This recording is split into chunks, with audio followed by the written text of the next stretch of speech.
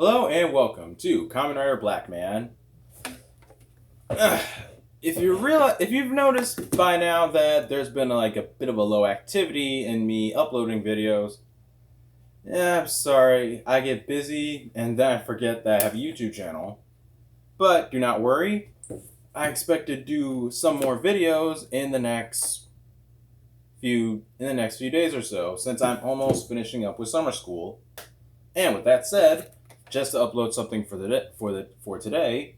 Today, I'm going to be talking about villains in Tokusatsu. Or I take that back. We'll be talking more about villains in general, because villains that I like in Tokusatsu, like those personality traits and whatnot, they come out in like regular stuff too, to where I find them amazing. So today, I'm going to be basically saying what I like and what I don't like in villains, and no matter what genre, tokusatsu, live action movies, TV show, anywhere.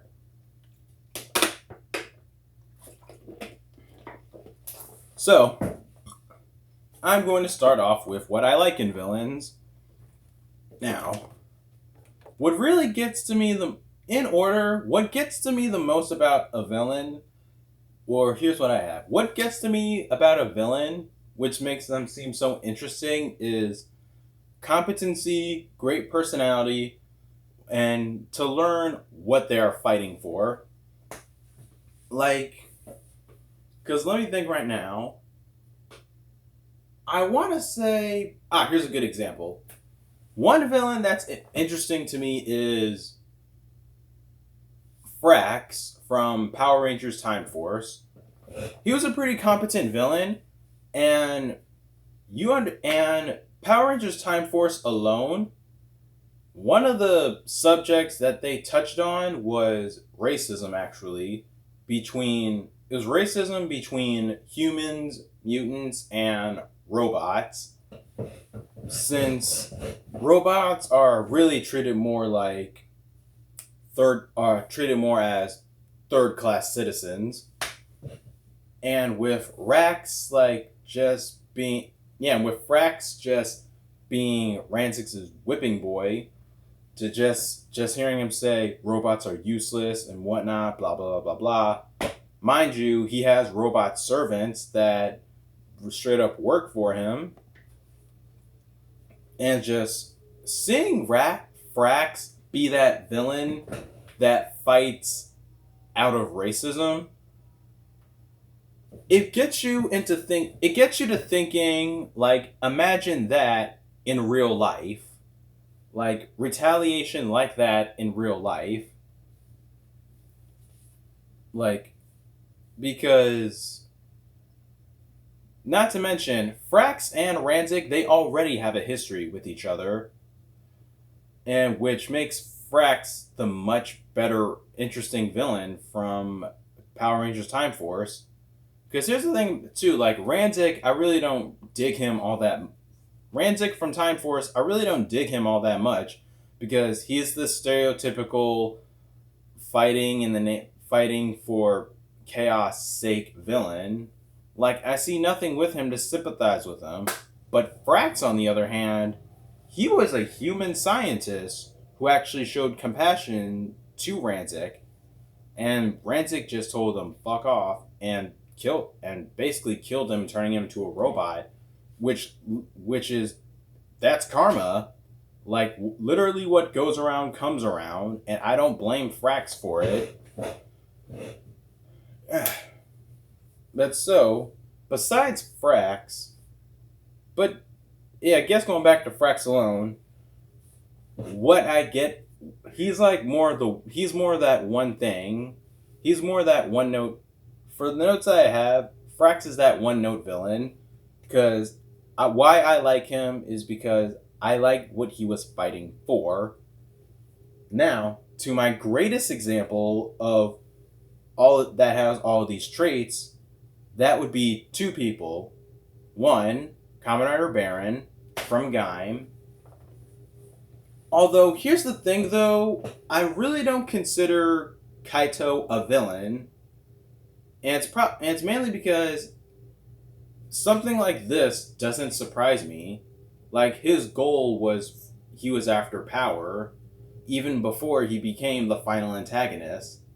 So now that he actually got what he was after, did it surprise me?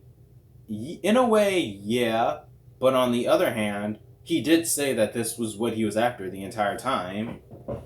And even throughout, towards the end of the show, I never really looked at him as a villain because we still know he's not a bad guy. It's like, he was after power, he got power, and he died with power. Like, that's basically who he was. And I don't hate that. Kaito's literally my favorite he's literally my favorite character from Kahn because he was so goal oriented. He was after power. First step, he wanted to dominate all the other dance crews. Second step, he became a KamenRider. Third step, he quit the dance crew to explore and learn about Helheim Forest. Fourth step, everything else. Like, there's just so much with Kaito as a villain, I just completely dig him immediately. Now, another best example with all these traits in mind is Killmonger from Black Panther. This dude was the shit. Like, he was competent, he was an entertaining villain, great personality, and before you get into the movie this is what the movie made sure about its characters. It wanted you to make sure to understand what they were fighting for, why they were doing this, and how they felt about it.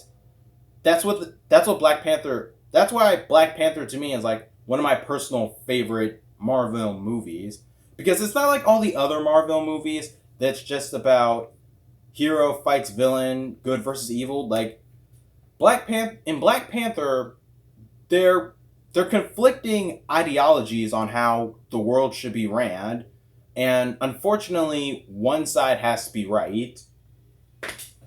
But even if one side has to be right, that doesn't mean we can reflect on how the other side is right too in some ways. And with Killmonger, he was hurt. Like, the man was hurt. He had it rough. And he had it rough. Like, having his father killed right in front of him at such a young age by his own uncle, like T'Challa's father. I don't blame him for how he feels and his actions. Like, I don't blame him because, once again, think about this in real life. We don't have our own ideologies. Yes, we do. Could we have our own ideas of like how the world should be run? Yes, we can. Yes, we could. It all depends. It would all literally go down to how far would we take it. Now just aside from the list for a moment, another thing I want to get onto about, I guess, are entertaining villains. Of course, Killmonger is entertaining, but even with the low of some of the traits that I actually have on here, I want to think about some other villains that I think were just good. Because let me think. Oh, this is one example I thought before. Renegade from Jetman. Does he seem like the stereotypical villain? A little bit, but he was entertaining with it. He wanted to be the bad guy, he got to be the bad guy, and he went about being the bad guy. He had backstabbing basically everyone in Vyram, doing basically whatever to destroy his enemies and take over the world or whatever. His goal was generic, but how he went about it was entertaining because he would kill whoever and do whatever just so he can be on top. And that I can find entertaining, because here's the thing about some stereotypical villains. They're more they're usually so straightforward with their plans that they're direct. Renegade, he was more, what's the word I'm looking for? Like, he was, it wasn't like, he didn't have direct strategies. He actually planned out what he was going to do, which is why I wouldn't think of him as so generic. Not to mention, not to mention, he could be manipulative too. Like, having, like, toward, like, one example being, if you have seen Jetman, where he convinces Maria to turn herself into a monster, when really he turned her into a monster for him so that she can go about killing people, and he can just use that energy to destroy everything and take over himself. So yeah, stuff like that. That was what I found entertaining. Oh my god. I don't know why I didn't think of this earlier. All other great examples, two other great examples of that carry all of these traits: incompetency, great personality. But what grabs me the most about these villains are the irredeemable status. What are the best three, like, best two examples of these are Long from Geki Ranger and Professor Bias from Live Man, because these two are so irredeemable that they're scary. Like, Long, both Long and Professor Bias, they both played the long con, and when it was their turn, it was their turn, and you needed to learn why they were doing this. Professor Bias, he wanted to stay young forever and just keep going, making himself the smartest being ever. And with Long, he was simply just bored. Like, he's immortal and he's lived forever and he's just bored. That just shows how twisted he really was. And it's scary as hell. Now as I went on to the good, let's go on now to the bad. What I hate in villains. First thing is inactivity. I don't like villains that just sit around and do nothing, because that makes them boring, uninteresting, and at this point, generic and unimpressive. Now, here's the paradigm between Dodoku from Shinkenger and Master Xandred from Power Ranger Samurai. Dodoku, he was inactive the entire time, but there was a reason for his inactivity. He would want to go out and cause trouble, but he can't, and he's angry about it. Master Xandred, on the other hand, he comes off as, like, lazy, muscle-headed, and honestly lame. Man, it's mainly because if he could go out in the human world and cause trouble, he could. But I don't know. Even before then, he didn't really show, like, he talked instead of walked, and it came out in his mannerisms, and it just made, and always had a headache and just got, it just didn't sit right. While as compared to Dodoku, he was just sitting there frustrated that he couldn't do anything, and it made you wish that you could see him just get out and cause trouble just once. And he did so, with reasonings tying into Shinkenger, of course, but yeah. But here's another thing for inactivity that I could say, but it's sort of a mixed bag for me. Dogranio from Lupad. I didn't like him for a while because he was generic. He didn't really do anything. But it's unfortunate that towards the end, he does do stuff. He gets slightly he goes insane. Like all the villains from Lupin Ranger versus Pouch Ranger, towards the end of their run, they all grow slightly insane. And Dogranio he grows to be the most insane and the most powerful. And you see him cause so much damage, you think, why couldn't he have done this earlier? Like, it literally took Zamigo having to egg him on to do so. But yeah, seeing craziness like that is amazing.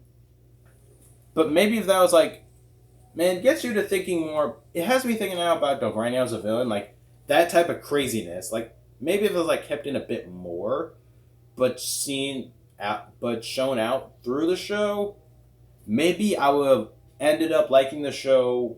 Maybe I would have left the show liking him a bit more.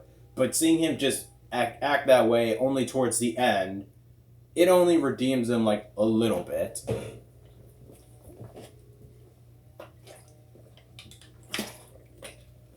Now, another thing I have like 3 other things here for villains. Now, two of them are bad personality and blandness. For blandness, I basically mean generic. Like, and this is coming from me, and I watch a lot of tokusatsu. So by that I mean run-of-the-mill general, the strong one, run-of-the-mill general, like the smart one, whatnot, run-of-the-mill general, the only female one, like blah blah blah, stuff like that. Villains like that. Like, you could have a villain like that, but give something to them. Don't just make them the run-of-the-mill general or whatnot there. You gotta make them interesting in some way. Like what I said, Frax, run-of-the-mill general, but there are layers to him. It's like, who else is an example of that? Huh. I unfortunately can't think of any examples like right now. But I got one. Kahn from Ninja Steel. Oh my god, Kahn sucked, man. He was just a dumb villain. He was so unentertaining. And this is what just gets to be this is one of the things that just gets to be about Ninja Steel. Kahn and Red's rivalry. It's nothing like in Ninja. Mind you, in Ninja, Red and Kahn's like Japanese counterpart, like it was a small rivalry because it didn't last long, but it was all about getting stronger, basically. In Ninja Steel, that rivalry is like, it's literally nothing. And I blame that mostly on the production, because like it's literally like whenever Red and Kahn have a fight, and after it's over, you feel like Red didn't do anything at all to further stop him, and you don't feel any growth of strength or nothing really. It's just bleh. And as for bad personality,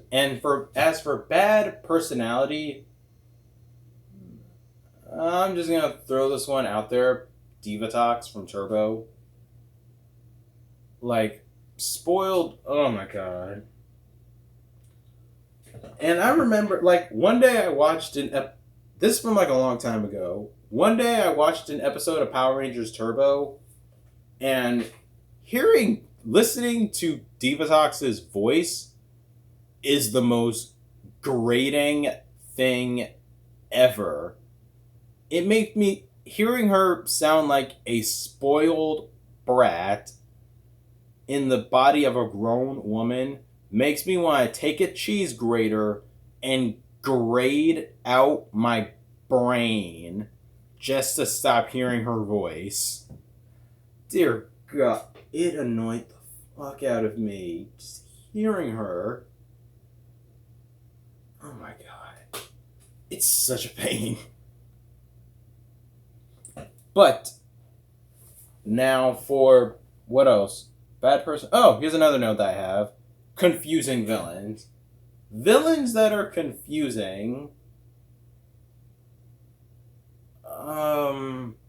I literally have like 2 examples for those. But yeah, villains that are confusing and they're not really all that impressive to me. Now, this is, for me, this is just one out of spite. Decade. It's just, I find Decade's presence in anything out of this show completely unnecessary. I guess when he's the bad guy. Because when or at least no, I take that back right now. I'm just speaking about Zio right now. Like in Zio, Tsukasa is one of the villains. Literally, in my opinion, for no real reason at all. He's there because someone thought it was a good idea to write him in, and really, why? Like they could have figured some. They literally could have figured some stuff out, like, without him there. Like, he literally could have just been there just to give the Decade ride watch to Sogo, but, oh my god. Him just later on and whatnot, him later on the show and whatnot, it's just like, why are you still there? I don't know why. Just, And for further confusing villains, the Overlord of Darkness from Agito. Looking back to him as a villain, he carries all of these traits. Like he was inactive, he was overall just he was overall just a bad villain. He didn't really do anything. He just sent monsters out to do his job for him. And at the end, he's just taken down so easily that and then you see him again and you go, what even happened? What? What? And looking back on that now, it's like watching... No, I take that back. I don't want to spoil anything. But yeah, the Overlord of Darkness, he's about caring for the humans, but not the Yagitos. But once he's betrayed by humans, which, by the way, is completely out of context because this happens when our protagonists, who lost their powers at a point, when they defy him, he's upset, and now he goes, I'm going to kill all humans now and start over. That does not add up at all. At all. So, anyway, those are what I like and what I don't like in villains. I'm going to hopefully post more. I do know I have a lot more. I do know I'm going to be making myself pretty busy in the month of January. I mean, not January, and for the month of August, because plenty of stuff coming up. My 1 year anniversary, the Forza review. I'm going to be on the grind for that since I will have time for it. With that said, thank you guys for watching. Please don't forget to like, subscribe, share this video, and tell your friends about KamenRider Blackman. Peace.